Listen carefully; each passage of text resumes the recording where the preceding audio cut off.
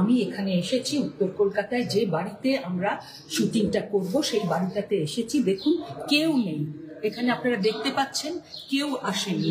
তার কারণ হচ্ছে গত 1 মাস ধরে আমি যাদের সঙ্গে কাজ করেছি, যারা আমার টিম, যাদের মধ্যে অনেকেই আছে যারা প্রায় 2 দশক ধরে আমার সঙ্গে কাজ করছে, তারা আসেননি। প্রথম আমার যে প্রোডাকশন ম্যানেজার, তিনি কোনো বিশেষ কারণ না জানিয়ে উনি 6 দিন আগে এই প্রজেক্ট থেকে চলে যান। তার সঙ্গে আমরা বহুদিন কাজ করেছি এবং তিনি আমার সমস্ত কিছু জানেন এবং তিনি আমার বন্ধু, তিনি আমার পাশে দাঁড়ান, কিন্তু কি যে কারণে ওকে এখান থেকে চলে যেতে হয়েছে সেটা বলতে পারছি না। আর তারপরে আমাদের আর্ট ডিরেক্টর সেই একই দিনে বলে যে সে করতে পারবে না। যে আর্ট ডিরেক্টরের সঙ্গে ওর যখন অ্যাসিস্ট্যান্ট ছিল অন্য এক আর্ট ডিরেক্টরের, তখন থেকে তাকে চিনি, সে আর্ট ডিরেক্টর হয়েছে, তার সঙ্গে আমরা বারবার কাজ করেছি, বহু ছবি করেছি। সে হঠাৎ করে বললো যে আমি পারবো না দিদি। এরপরে আমরা লিস্ট পাঠাই, বিভিন্ন জায়গায় লিস্ট পাঠাই অন্যান্যদের নাম নিয়ে।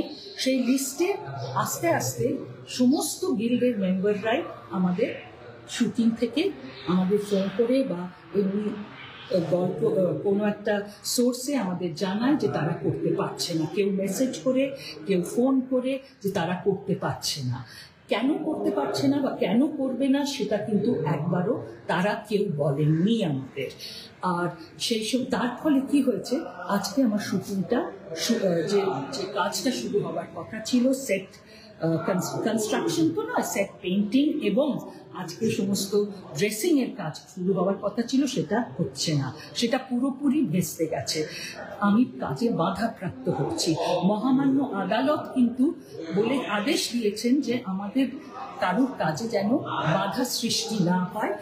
এই যে ওরা বিনা কারণে শেষ মুহূর্তে সমস্ত কাজ করে, আমাদের লুক সেট হয়ে গেছে থেকে আরম্ভ করে মেকআপ করে আরো অনেকেই কাজ করেছেন, আমাদের অ্যাসিস্ট্যান্টরা কাজ করেছেন, প্রোডাকশন অ্যাসিস্ট্যান্ট ছিল, প্রোডাকশন ম্যানেজার ছিল, তার প্রোডাকশন ম্যানেজার্স অ্যাসিস্ট্যান্ট ছিল, সবাই ছিল, কিন্তু সেই লুক সেটের পরেও কেউ কিছু বলেনি।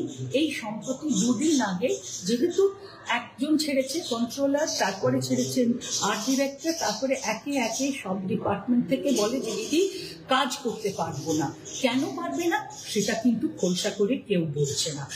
কেন এটা করা হচ্ছে, এই যে বয়কট, অমাস বয়কট, এটা কিন্তু বোঝা যাচ্ছে না। এটা হচ্ছে আমরা কাজে বাধাপ্রাপ্ত হচ্ছি।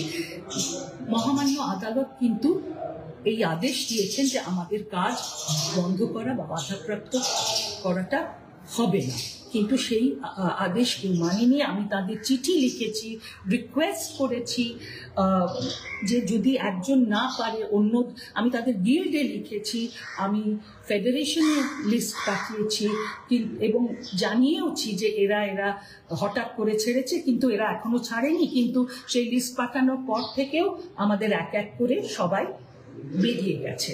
এবং এর জন্য আমি শুধু যে ক্ষতিগ্রস্ত হয়েছি তা নয়, আমার প্রযোজক ক্ষতিগ্রস্ত হয়েছে, আমি মানসিকভাবে খুব আঘাত পেয়েছি এবং আমার কাজটা পুরো শেষ হয়ে গেছে।